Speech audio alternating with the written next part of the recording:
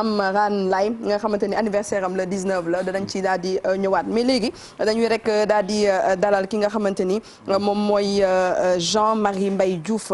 bu nekk secrétaire général bu ADPME monsieur Diouf ñu ngi lay nuyu bu baax a baax.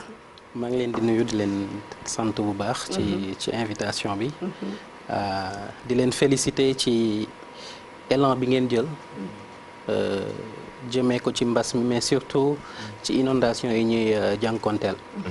ma ciy profité pour massawu bu baax a baax. Sénégalais yi nga xamante ne ñoo nekk ci ndox mi. di rafetlu bu baax tamit visite ba nga xamante ne moom la président di amal tey. foog naa nit su nekkee ci coono ci jafe-jafe nga dem seet si ko nemmeeku ko dund ak moom bokk ak moom métit bi foog naa lool élan bu baax la. mais di profité tamit pour wax ne dañ ci war a am ay jàngat yu bëri. parce que tey foog naa suñu seetaanee seen élément bi di nga gis ne c'est vrai que ndox mu bëri bi taw bu bëri bi am na ci effet bu bëri. mais problème bu gën a yaatu lool. tey foog ñu nangu Sénégal jël avancement yenn yi. def benn plan d'aménagement bu baax. def benn plan d'urbanisme communal commune bu nekk ñu defal la sa plan d'urbanisme balaa ñuy mën a wax assainissement. parce que tey su ñuy wax ne ndox mi day jóge ci suuf di yéeg. ça veut dire que zone boobu. peut-être zone ndox la woon. donc ce qui fait que loolu suñ ko amee. dina permettre commune bu nekk balaa ngay joxe autorisation de construire wala balaa ngay joxe permis d'occuper nga xam bu baax est-ce que fi ma koy joxe fii jaadu na. moom mooy plan directeur d'urbanisme. voilà donc loolu foog ñu am ko mais surtout li tax ma ne dafa gën a yaatu. tey effort ya nga xamante ne état mu ngi koy def ci habitat. loolu tamit foog ñu rafetlu ko mais surtout ñu yokk ko. parce que tey sénégalais bu nekk soxla na dëkk. fi muy dëkk soxla na kër. di nga toll foo xamante ne yow doo xool est-ce que fi may dem fii war naa fa dem wala da ngay bëgg rek am kër. donc ce qui fait que foog naa suñu yokkee bërëb ya nga xamante ne mën nañ fa tabax kër te foog naa projet 100 000 logements yi ak une famille un toit loolu mooy objectif am dina permettre sénégalais bu nekk parce que loolu droit la mën nga am en tout cas espace boo xamante ne mën nga fa teg sa kër. donc lu ñuy wax nii yëpp daf ñuy andi ci lenn et puis tey mbas mi gën ñu cee yee mooy tey. président dina dem visiter ji ña nga xamante ne ñoo nekk ci ndox mi mais surtout ñi ngi xaar effort yi état war a def te tey su ñuy wax effort gu état ci budget lay jóge budget état fan lañ koy tibbee ci recettes yi la pour la plupart du temps te recettes yooyu mënul bëri en tout cas mënul taxawandi su fekkee ne entreprise yi nga xamante ne ñoo nekk ci dëkk bi taxaweewuñu taxawaay ba nga xamante ne mooy doon seen taxawaay dëggantaan. ñu ngi koy wax croissance du Sénégal jusqu'à la infrastructure publique moo ko téye woon donc tey su fekkee ne dañ bëgg a yegg ci émergence foog ñu jox en tout cas cër bu gën a war. foog entreprise yi surtout entreprise yu digg doom yi. foog ñu gën a mën a contribuer. c'est tout à fait. te mbas mi ñu jànkoonteel fan yi gis nañ ne en tout cas ay entreprises yu bëri am nañ ci ay lorange yu bëri. justement loolu la ñu nar a waxtaanee tey jii parce que da ngeen di organiser yéen waa ADPME deuxième édition bu concours national bu business plan mi nga xamante ne dafay dugg ci relance économique gannaaw Covid 19 bi ba mu nasaxalee lu jëm ci wàllum koom-koom gi rawatina nag ñi am entreprise yu ndaw yi ak yu diggu doomu yi. effectivement tey bi Sénégal duggee ci mbas mi. ñu def ay mesures yu bëri ay restrictions def couvre-feu def état d'urgence taxoon ba ay entreprises yu bëri en tout cas arrêté woon sax activité. parce que bi ñu defee xayma bi ñu gis ne ci ña nga xamante ne laaj nañ leen ñi ci ëpp 90% jàpp nañ ne loru nañu ci mbas mi. ñu ne naka la ñu mën a def pour que entreprise yooyu ñu yokk leen doole. jox leen ay jumtukaay pour que ñu mën a en tout cas relancer wu moo taxoon ñu am benn programme bu am importance ñu koy woowe concours national business plan programme boobu ñu ngi ko tàmbali woon depuis 2016 ànd ko Banque mondiale moo ko financé woon ñu nekkoon ci première édition mais première édition bi dañ ko jagleloon ña nga xamante ne ay projet la ñu am maanaam yow da nga am projet bëgg a taxawal benn koom-koom xam nañ ne tey pour nga démarrer entreprise lu jafe la parce que souvent soo demee ci structure financière yi duñ la wóoloo lebal xaalis moo tax état ne man damay jël jaarale ko ci benn concours parce que mënoo jàppale ñëpp jaarale ko ci benn concours pour nga tànn ña nga xamante ne tànnoon nañ ci téeméer ak juróom fukk 150 lauréats joxoon leen ay subventions maanaam yow da ngay tàmbalee zéro nga ñëw ñu jox la xaalis pour que nga commencer sa liggéey donc loolu moo nekkoon première édition ñu defoon ko aussi pour mën a en tout cas gën a yokk employé fii ci Sénégal gën a yokk li mu entreprise yi donc bi première édition boobu jàllee ñu am ci tamit ay résultats parce que entreprise bu ci taxawal na tamit ñetti emploi donc loolu nekk résultat bu am maana mais puisque dañ dugg ci mbas mi gis ne en tout cas am nay entreprise yu bëri am problème surtout entreprise yu ndaw yi ñu ne au lieu que ñuy defaat beneen édition pour permettre yeneen doomu Sénégal pour que ñu tabax seen koom-koom dañuy dem ci entreprise yooyu existe ba pare jox leen ndimbal bi gis naa ne TFM mi ngi joxe ay ndimbal léegi nii sax dañuy jëlaat keneen jox ko xaalis ay ndimbal 25000 mais ñun édition bi 20 millions mën nañ joxe ba 20 millions kii bu nekk entreprise bu nekk téemaa dem postuler boobu donc 20 millions boobu ñu ngi ko def pour jox leen en tout cas possibilité ñu mën a relancer seen activité te fas yéene nañoo sélectionné téeméer ak ñaar fukki entreprise 120 entreprises ku ci nekk sa enveloppe suivant ce plan de relance parce que tamit foog ñu wax ko du xaalis ba ñuy ñëw seddale pour seddale dafa am benn plateforme ba nga xamante ne dañ ko tabax ñu koy woowee businessacademy.sn ku ci nekk da ciy dugg am na ay critères parce que foog nga nekk entreprise entre benn at ak juróom-ñaari at parce que loolu tamit xam nañ ne Sénégal souvent période boobu mooy période critique aux entreprises donc ñooñu lañ ko jagleel mais surtout sa chiffre d'affaires warul ëpp 250 millions donc ce qui fait que entreprise yu mag yi tamit dañ leen génnee donc loolu mooy critères yi mais surtout tamit munoo nekk entreprise ba pare tenir comptabilité donc loolu poñ bu am su ñu tenir comptabilité maanaam ngay gis par exemple say reçu ak aussi say achat mais surtout aussi ngay fay impôt c'est ça mais loolu moo ñuy permettre ñu mën a xam est-ce que kii dinañ ko jàppale kee duñ ko jàppale parce que li ñu am ci xaalis taxul mu bëri noonu donc ce qui fait que ñetti xam la nga xamante ne seen koom-koom moo gën a en tout cas leer te soxla ndimbal ñoom lañ koy jagleel donc plan de relance bu su nekkee 10 millions la dañ lay jàppale ci 10 millions mais mën nañ dem ba 20 millions donc ñu teg enveloppe boo xamante ne xaw na takku bëgg ko wëralee Sénégal yëpp du doon Dakar kese doonte sax xam nañ ne fii mooy ëpp candidat mais dinañ def de sorte que région bu nekk au minimum nga am 5 entreprises yi ñu la tànnal donc discrimination boobu tamit foog ñu def ko te loolu moo waral tamit ñuy def à partir de semaine prochaine benn tournée nationale donte sax ñu ngi ci inondation mais dañ jàpp ne pour mën a régler problème yi en tout cas muy problème structurel foog suñu koom-koom gën a taxaw justement Mamadou xam nga en fait wax nga ko ba Covid bi ñëwee ba léegi Mamadou dañoo nekk ADPME dafa bëgg ñu def relance kon yenn entreprises yi mais tey peut-être bëgg dañu xam ñoom naka la ñu jàppale yenn entreprises yi ci période du Covid yi may entreprises yi nga xamante ne bokkuñu ci concours bi. waaw loolu moom am na solo parce que seen critères yi xaw na saf de pour entreprise bu war a mën a débuter bu benn expérience 1 an ba 7 ans xaw na kii ci ndaw ñi nga xamante ni day doog a commencer surtout ak période yi nga xamante ni jafe na loolu yëpp lan est-ce que mën ngeen ko bon enfin peut-être mu xool noo leen ko wàññee allégé ko tuuti xaw na difficile nag xaw na dëgër de ci ndaw ñi nga xamante ni vraiment ñi ngi góorgóorlu seen chiffre d'affaires yi déjà li ngeen wax dafa xaw a bari mais tamit at yi moom xam naa ne moom ndax parce que parfois da ngay gis ay ndaw vraiment ñi ngi góorgóorlu di jéem a def créer ay entreprise kebe ñetti emploi wala juróom-ñaari emploi yoo xamante ni dinañ jël ay ndaw tamit ñuy fexee góorgóorlu mais expérience bi daal toujours li ndaw ñi di kaas moom mooy expérience yi ngeen di demander daal day xaw a diis trop. alors soo gisee ñu naan 1 ba 7 ans maanaam sa entreprise foog nga créer ko 2019 maanaam dañoo jël ña nga xamante ne mooy entreprise yu mag yi et puis ci chiffre d'affaires bi tamit dañ ne de 0 à 250 millions maanaam soo amee chiffre d'affaires 1 million sax mën nga cee bokk super mais surtout lu tax 1 ba 7 ans parce que su fekkee ne sa entreprise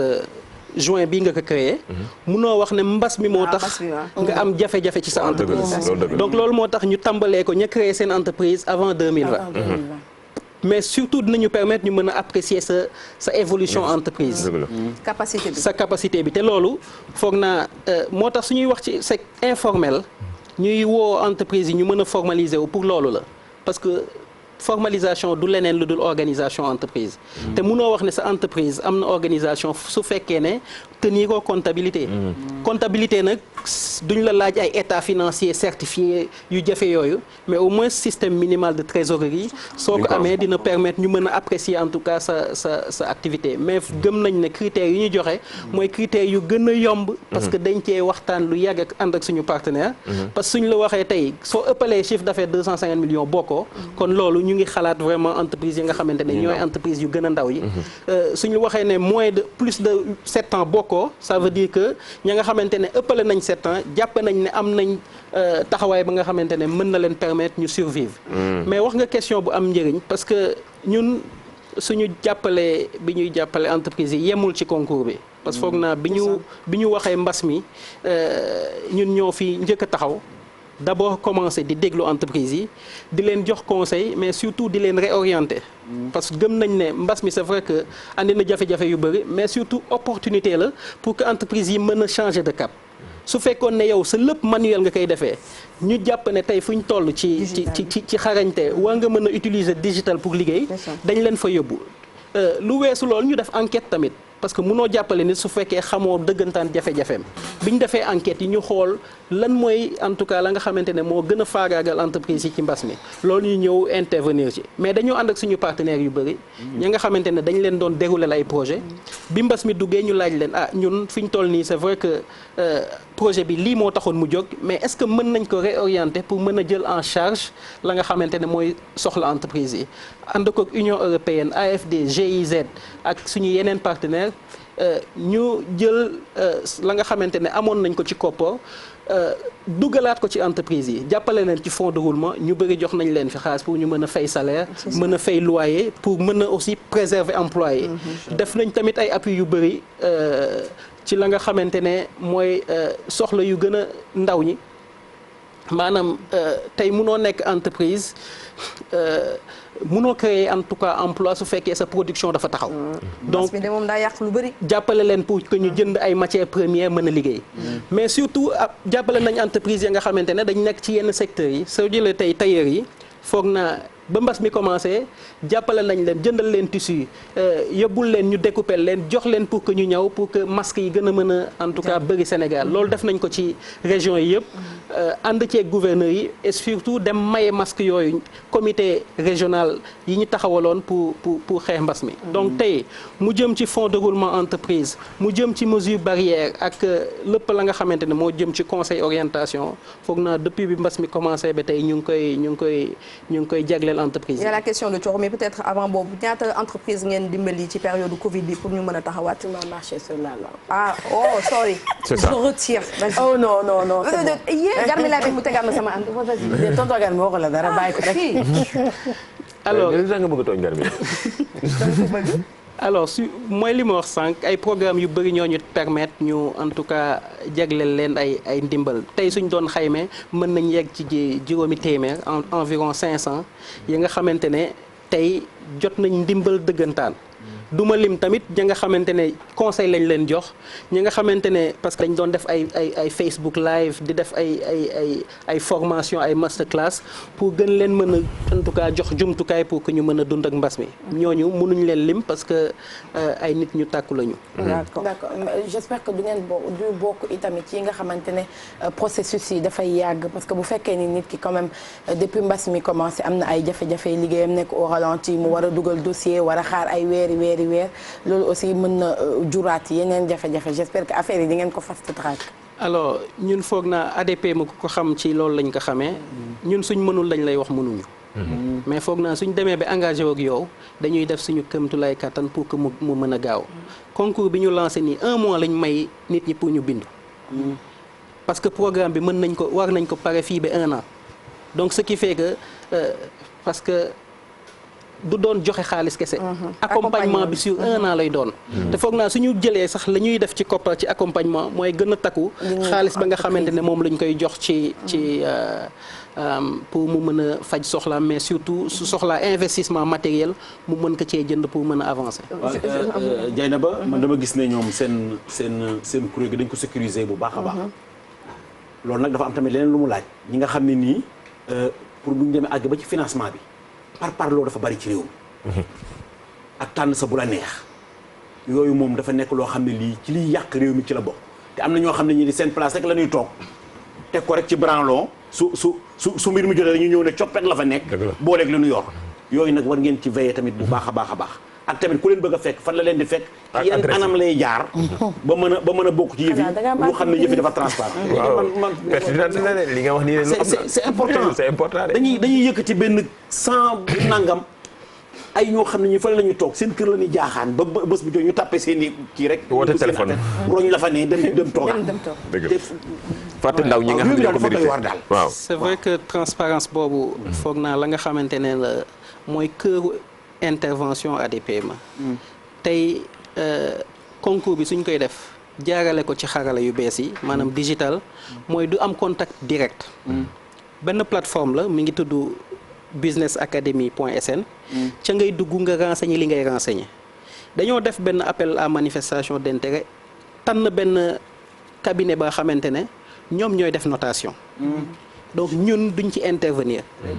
suñ defee notation ba pare te sax ñay noté duñu gis tur duñ gis dara ay numéro kese la ñu par exemple édition bu passé IAM moom la ñu tànnoon pour mu def notation yi IAM recruté une 50aine d'évaluateurs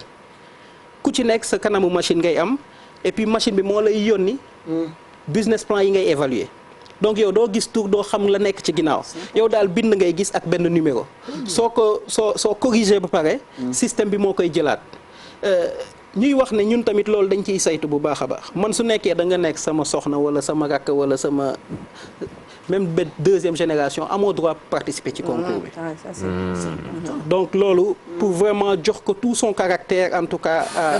de transparence mais yemuñu foofu parce que édition bu passé dañu waxoon ñun dañuy transparent de sorte que lépp ci internet lañ koy def du mos a am benn contact humain mais après bi ñu demee ba ci mise en œuvre bi ñu gis ay ñoo xamante ne ay lauréats lañu mais c'est vrai que machine bi noté na leen ba génn nañu mais amuñu woon capacité pour que ñu mettre en œuvre moo tax ñu ne suñ defee notation yi ba pare dinañ taxawal benn jury boo xamante ne secteur privé moo fay ëpp nit ak quelques structures état pour ñu mën a auditionner ña nga xamante ne ñoom lañ sélectionné xool dëggantaan est-ce que la nekk ci ginnaaw machine bi ak la nekk ci ginnaaw projet bi est-ce que nit kii mën na ko téye donc loolu dinañu permettre vraiment ñu mën a sécuriser bu baax a baax la nga xamante ne mooy approche bi may wax sénégalais yi ak entreprise yi lii mënul am parloo mënul am dara yow entreprise nga parce que entreprise la ñuy évaluer entreprise nga bokk nga ci critères yi ñëwal nga candidaté parce que dinañ ci tànn 120 entreprises loolu foog naa bëriwul mais bëri na parce que en tout cas xaalis bu bëri la mën a dem ba 20 millions ba 20 millions la léegi pour xam fi ñu nekk moom laa wax sànq tey soxlawuñu sax nga ñëw gis ñu c'est vrai que dañ def benn tournée nationale pour gën a mën a wax nit ñi surtout ñu nekk ca gox yu gën a sori yi dem wax leen plateforme bi nii la tudd nii ak nii ngay def pour mën cee bindu su soxlaa en tout cas ndimbal pour inscrire dañoo def ay convention ak chambre de commerce yi nekk ci Sénégal yëpp pour que ci chambre commerce bu nekk ñu def sa benn dispositif ku nekk Kédougou mën na dem su fekkee amul machine parce que jàpp nañ ne Sénégal tamit internet peut-être lawul nu mu war a lawee soo demee ci chambre de commerce boobu di nga fa fekk benn dispositif ak ka nga xamante ne dina la woon naka ngay def pour inscrire après loolu dinañu permettre en tout cas ñu mën a jot inscription yi yëpp mais ku soxla ADPME tamit suñu bureau yi ñu ngi fii ci route de Ouakam. Monsieur Diouf, la nécessité pour les petites et moyennes entreprises d'aller s'inscrire au niveau donc des chambres de commerce. ñu bëri xamuñu ne boo nekkee commencé di def peut-être yenn commerce yu ndaw yi wala yenn entreprises yu ndaw yi am nga possibilité dem inscrire au niveau chambre commerce ñu reconnaître la nga am sa carte consulaire. yaakaar naa ne c'est très important donc Jean-Marie Mbaye Diouf peut-être balaa nga ñuy bàyyi question yi bëri na mais dafa am kenn ku tudd Fatou Diong Koundoul. moom dafa am benn projet Café Touba à chaud ñun ñëpp xam nañ ko. voilà mais moom dafa nee dafa ubbi entreprise mais entreprise amul kayit mais elle exerce depuis plus d'un an yaakaar naa ne exemple am la ñu jël mais ndaw yu bëri ñi ngi yëngu ci wàllum entreprise yu ndaw yooyu te mais amuñu kayit donc ñooñu naka lañ mën a def pour mën a aussi bénéficier wu ci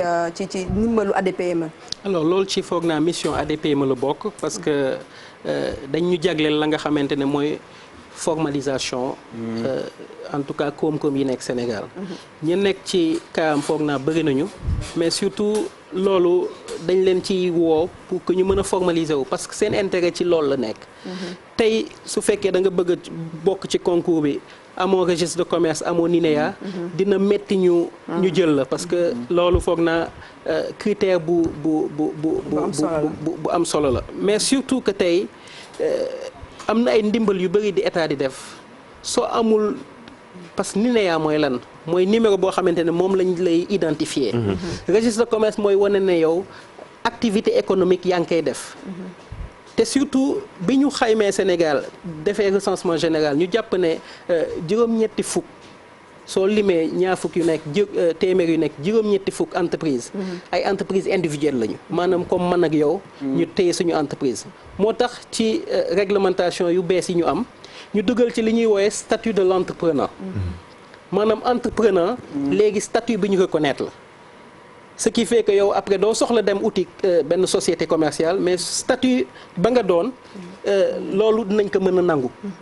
te foog naa loolu tamit dispositif bi ñu ngi koy mettre en place pour que ña nga xamante ne créé nañu te mënuñu ko créer muy doon SARL wala doon société anonyme mën nañ en tout cas jël statut de l'entrepreneur dina leen permettre ñu mën a aussi cotiser caisse de sécurité sociale cotiser IPRES pour surtout seen ëllëg parce que foog naa loolu yëpp ay dispositif yi ñuy teg la pour intérêt entreprise bi tey mënoo tamit lever un financement su fekkee ne mënuñu la reconnaître mënuñu day nekk benn genre société fantôme moo xamante ne amul këyit voilà parce que tey pour mën a apprécier ki nga doon nga mën a am financement mën a gagner ay marché mën a am ay partenaires foog nga enregistré wu te foog na enregistrement tey yomb na muy APIX muy chambre de commerce soo fa demee léegi 24 heures sax nga enregistré wu te la nga xamante ne moom ngay joxe ci xaalis du mat 100 000 francs. C'est ça. donc même capital social dañ ko wàccee ba dindi ko. ce qui fait que en tout cas tey seen njëriñ la pour que ñu mën a enregistrer seen entreprise mais surtout formaliser wu di tenir comptabilité te ñun am nañ jumtukaay ya nga xamante ne mën nañ leen ko jagleel pour jàppale leen ci formalisation boobu. kon ñi nga xamante ne ñoom ñoo yor entreprise te ñu en fait ñi nga xam ñoo yor business di liggéey bëgg ko formaliser nañu dem jéggi kon waa ADPME am nañ ci kon xarañte boo amee entreprise wala ngay yëngu ci loo xamante ne wàllum koom la boo amul ay këyit dafay mel ni nga juddu te doo am këyitu juddu